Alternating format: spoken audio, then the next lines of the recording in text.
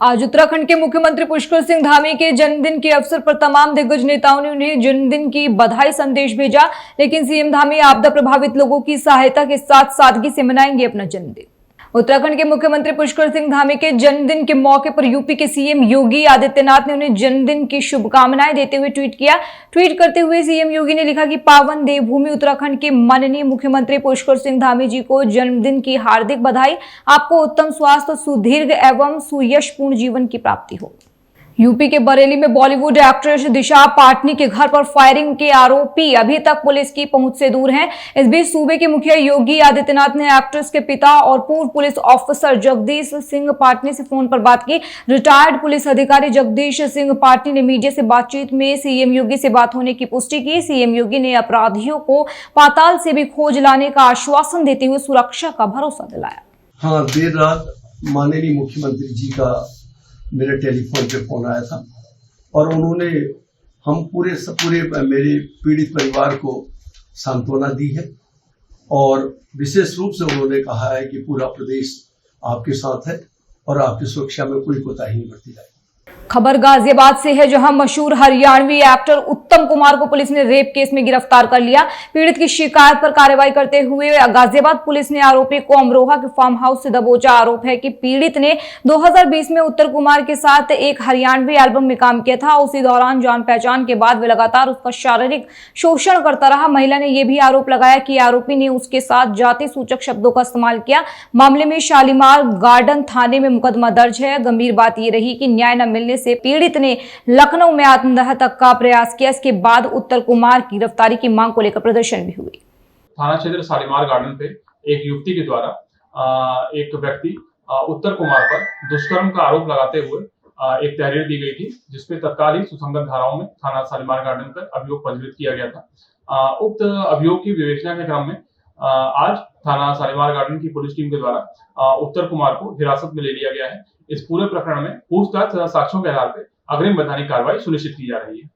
खबर सुल्तानपुर से है, जहां संदिग्ध परिस्थितियों में वृद्ध की मौत के मामले में बेटे पर पिता को जलाकर मारने का आरोप है। बेटे का नंबर स्विच ऑफ होने पर गहराया गया था शक। 70 वर्षीय एक वृद्ध की संदिग्ध परिस्थितियों में मौत से पहले डॉक्टरों ने उसे लखनऊ रेफर किया था, लेकिन वहां ले जाने से पूर्व उसने दम तोड़ दिया। परिवार में वृद्ध की मौत से कोहराम मच गया। पुलिस शव को पोस्टमार्टम में भेजकर जांच में जुट गई है। घटनास्थल से 5 लीटर का एक तेल की कैन और माचिस की तिल्लियां मिली हैं। पूरा मामला शिवगढ़ थाना क्षेत्र के रामगढ़ का है।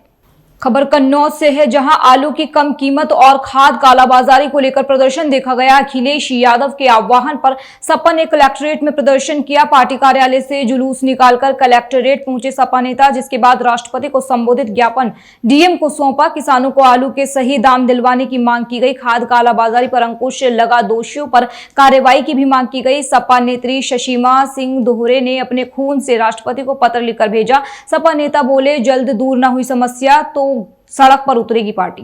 हमारे जो उत्तर प्रदेश और भारत देश में किसानों की जो बदहाली है, उसको देखते हुए मेरे मन में आया कि मैं भी कहीं ना कहीं किसान की बेटी हूँ। मेरे जो बाबा थे उन्होंने भी खेती किसानी की और हमारे जितने भी अन्नदाता हैं, जय जवान और जय किसान का नारा ऐसा ही नहीं दिया गया। इन दोनों लोगों का बहुत ही बड़ा एक रोल है हमारे देश और हमारे जो जीवन यापन होते हैं उसको चलाने के लिए। और किसानों की ये बदहाली, अन्नदाता दिन रात पसीना बहाता है और उन्हीं का भोजन करके मेरी रगों में जो खून दौड़ रहा है, इसलिए शशिमा सिंह ने आज अपने रक्त से पत्र लिखा हुआ है। राष्ट्रपति महामहिम राष्ट्रपति जी से संबोधित मैंने ज्ञापन आज जिलाधिकारी महोदय को हमारी राष्ट्रीय अध्यक्षा श्रीमती जूही सिंह जी के द्वारा सौंपा गया है। और जरूरत पड़ी तो हम अपना खून ऐसे ही बहाते रहेंगे, लेकिन हमारे अन्नदाताओं के साथ अन्याय नहीं होगा। खबर मंगलौर से है, जहां नारसन ब्लॉक के मुंडनाना गांव में करोड़ों रुपए की लागत से बना प्राथमिक स्वास्थ्य केंद्र सूना पड़ा है।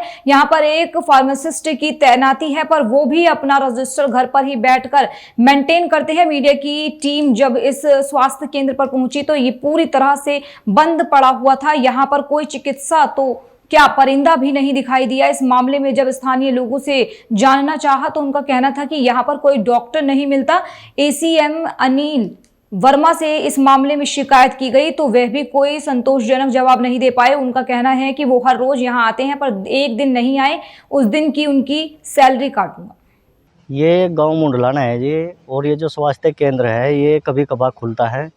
ज़्यादातर तो यहाँ एक जो डॉक्टर है उनका कोई एक चेला है, वही दिखता है, नज़र जो आता है वही आता है। जो मेन डॉक्टर है वो यहाँ नहीं बैठते हैं, वो कभी कभार देखने को आते हैं, महीने 6 महीने में कभी कभार। नहीं तो ज़्यादातर तो बंद ही रहता है। फ़ायदा क्या है? कुछ नहीं फ़ायदा है इससे। लोग बाग आते हैं क्योंकि हमारा ये तालाब भी है यहाँ, हम तो यहाँ 24 घंटे रहते हैं, रात को भी और दिन में भी। तो आदमी यहाँ से वहाँ बैठा हूँ, अपना 11 बजे तक इंतजार करो, 11:30 बजे तक फिर अपने घर चले जाओ। खबर बुलंदशहर से है, जहां खुर्जा में पूर्व ब्लॉक प्रमुख की गला रेतकर हत्या से सनसनी फैल गई। दुकान के पीछे बने मकान के बिस्तर पर लहूलुहान अवस्था में विनोद का शव मिला। दिल्ली में बच्चों के साथ रहती थी विनोद चौधरी की पत्नी। खुर्जा के जाहिदपुर स्थित मकान में अकेले रहते थे विनोद चौधरी। जेवर और खुर्जा से 2 बार ब्लॉक प्रमुख भी रह चुके थे विनोद चौधरी। सूचना पर एसपी देहात समेत पुलिस के आला अधिकारी मौके पर पहुंचे। थाना खुर्जा नगर कोतवाली क्षेत्र के जाहिदपुर कला में वारदात से हड़कंप मच गया। मृतक को भी 2007 में एक हत्या के मामले में आजीवन कारावास की सजा की खबर सामने आई है। एक विनोद चौधरी जी हैं जो रहने वाले रामगढ़ी के हैं और अपने घर से करीब 3-4 किलोमीटर दूरी पे जहाँ पे हम लोग हैं, इनका अपना भी आवास है। यहाँ अकेले ही रहा करते थे रात में। लगभग शाम को इनके जो छोटा भाई है बगल में दुकान है, खाद बीज करके वो चले जाया करते थे, और भी जो इनके साथ एक टेक्नीशियन रहता वो भी चला था। रात को लगभग अकेले रहते थे। आज 112 के थ्रू पहले सूचना आई 9:15 बजे के आसपास कि इनकी हत्या हो गई है। गले पे चोट के निशान है। सभी लोग यहाँ पे मौके पर आए, फील्ड वर्क देखा गया है। तो इनसे संबंधित कुछ चीज़ें हमें मौके पे मिली हैं। इनके दोनों मोबाइल फ़ोन भी वहाँ पड़ा था, उनसे भी कुछ चीज़ें निकलेंगी। और परिवारजनों से बातचीत हुई है तो उसमें कुछ अपनी एक रंजिश का एंगल भी बता रहे हैं। उस पर भी हमारी टीमें काम पे लग गई हैं। कुछ और भी बातें निकली हैं जो इनसे जुड़ी हुई ही हैं। पहले एक प्रकरण हुआ था 2007 में, जिसमें एक हत्या हो गई थी। इसमें ये लोग भी जेल चले गए थे, उसमें सज़ा भी हो गई थी। इधर के परिवार का बताना है कि अब उसका एंगल कम चांस है। इनके बीच आपस में बाद में समझौता हो गया था। ये यहाँ पे रह करके एक अपना लैब भी चलाते हैं जो दिख रहा, और प्रॉपर्टी के भी कुछ काम हम करते थे साथ में। इनका कुछ एक प्रॉपर्टी को लेकर के ही विवाद बता रहे हैं। 2 पक्षों का अलग था, जिसमें इन्होंने मेडिएशंस किया था। उसके कुछ पैसे मेडिएशंस के क्रम में इनके खाते में जमा हो गए थे, जिनको बाद में इनको देना था। एक हल्का विवाद बता रहे हैं, उसको लेकर के कुछ हुआ था। और भी कुछ बातें हैं जिस पे हम लोग शीघ्र ही कार्रवाई कर रहे हैं और जल्दी इसका अनावरण होगा। जो लोग भी होंगे वो गिरफ्तार किए जाएंगे, उनके विरुद्ध कठोर वैधानिक कार्रवाई की जाएगी। अब देखो, हत्या की तो अभी कोई जानकारी नहीं मिल रही है अभी, लेकिन ये शाम जो आए हैं बाहर से, जट्टारी से आए हैं, 3-4 लोग थे, ये सब चले गए हैं। ये रात अकेले रहे हैं। तो एक वो था कम नौकर, वो सुबह चला गया था, तो शाम को फ़ोन कर रहा था बार मैं आ रहा हूँ, लेकिन अभी तक वो पहुंचा नहीं है। तो अगर पहुंचा है तो हमको अभी जानकारी नहीं मिली है पूरी इस बारे में। तो और भी अभी हमारे सभी टीम लग रही हैं, ये सब जांच करेंगे। और अब कैसे बताए हैं, राजनीति के हत्या है या पैसे के चक्कर में इनका पैसा का जो फैसला है, एक फैसला भी कराया था इन्होंने, उसमें 20-25 लाख रुपए का वो था मैटर। 19 लाख रुपए उसमें जमा हो चुके थे। तो उसने भी एक बार धमकी दी है इनको कि पैसा दे दे हमारे जो जमा हुए हैं, नहीं तो साले हम तुझे मार दूंगा। तो उसकी एक FIR भी प्रमुख साहब ने चौकी में दी थी 2-3 महीने पहले। उसका भी जाता है कि वो लड़का धमकी दे गया था, बार धमकी दे रहा था। अब हम फिर इससे आगे क्या कहें क्या ना कहें, अब जो अकेले थे। अब खबर बिजनौर से है, जहां गुलदार के हमलों से हो रही मौतों को लेकर आजाद समाज पार्टी के अध्यक्ष नगीना लोकसभा से सांसद चंद्रशेखर आजाद के नेतृत्व में भारी संख्या में प्रदर्शन कर कलेक्ट्रेट पहुंचे और धरने पर बैठे आजाद समाज पार्टी के अध्यक्ष और नगीना से सांसद चंद्रशेखर आजाद अपने हजारों की संख्या में समर्थकों के साथ कलेक्ट्रेट पहुंचे। सांसद चंद्रशेखर ने कहा, हमने गुलदार को लेकर पहले भी धरना दिया था। पिछले 1 साल में गुलदार ने लगभग 43 लोगों की जान ले ली है, कोई पूछने वाला नहीं है। सैकड़ों लोग घायल भी हुए हैं। पिछले साल हमने धरना दिया था, अब मजबूरी में धरना दे रहे हैं। 10 दिन में 2 बच्चे और 1 महिला की गुलदार ने जान ले ली। किसान खेत पर नहीं जा रहा, मजदूर मजदूरी करने नहीं जा रहा, बच्चे स्कूल नहीं जा रहे, अधिकारी और कर्मचारी ऑफिस में पड़े सो रहे हैं। खबर सिद्धार्थनगर से है, जहां संदिग्ध युवक को पकड़कर लोगों ने जमकर की पिटाई, वीडियो हुआ वायरल। जानकारी के मुताबिक चोर समझकर लोगों ने जमकर बरसाए लात घूंसे। वायरल वीडियो में देखा जा सकता है कि कुछ लोग दो युवकों को लात घूंसों से पिटाई करते आ रहे हैं नजर। देर रात्रि में सदर कोतवाली के इंद्रनगर में एक महिला को बेहोश कर घर का अलमारी तोड़ने का प्रयास किया गया, जिसके बाद नगर वासियों ने पहरा करना शुरू कर दिया। संदिग्ध युवक देख लोगों ने जमकर पिटाई कर दी, जिसका वीडियो अब सोशल मीडिया पर वायरल हो रहा है। लोगों ने 4 युवकों को पकड़कर पुलिस के हवाले किया। चारों युवकों से पुलिस कर रही है पूछताछ। खबर हरिद्वार से है, जहां पुलिस ने अंतरराज्य वाहन चोर गिरोह के 3 सदस्यों को गिरफ्तार किया। आरोपी उत्तराखंड और यूपी में कई जगहों पर वाहन चोरी की घटनाओं में शामिल थे। पुलिस ने आरोपियों के पास से खंडहर में छुपाई गई 20 मोटरसाइकिल बरामद की। रविवार को बहादुराबाद थाना क्षेत्र पुलिस ने चेकिंग के दौरान युवकों को पकड़ा, जिसके बाद सख्ती से पूछताछ करने के बाद उन्होंने सच्चाई उगल दी। तीनों युवक हरिद्वार जिले के लक्सर के रहने वाले हैं, जो जिले भर में की गई थाना क्षेत्रों में वाहन चोरी कर चुके हैं। गिरोह के एक अन्य सदस्य की पुलिस तलाश कर रही है। बहादुराबाद पुलिस द्वारा कल चेकिंग के दौरान 3 युवकों को पकड़ा गया। ये एक इंटरस्टेट गैंग के मेंबर है, जिन्होंने हरियाणा, दिल्ली, उत्तर प्रदेश व उत्तराखंड में जनपद हरिद्वार में कई स्थानों पर मोटरसाइकिलों की चोरी की है।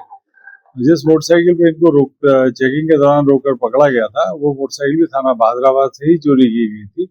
टोटल इनकी निशानदेही पे 20 मोटरसाइकिलें बरामद हुई हैं और इन मोटरसाइकिलों में जो मोटरसाइकिलें वो आइडेंटिफाई हुई हैं कि जो हमारे अन्य राज्यों की, वो हमारे जनपद की, अन्य थानों की।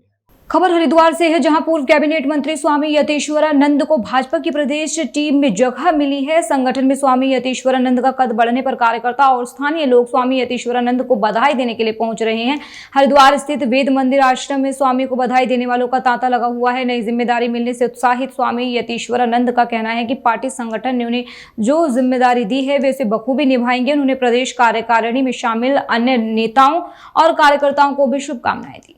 मुख्यमंत्री जी का इत्यादि गराजियों से स्वागत करता हूँ और जो जिम्मेवारी मुझे पार्टी ने दी है, इसका बहुत ईमानदारी से काम करूंगा और इससे पहले भी पार्टी ने जो काम मुझे दिया है उसको भी मैंने बड़ी मेहनत के साथ और बड़े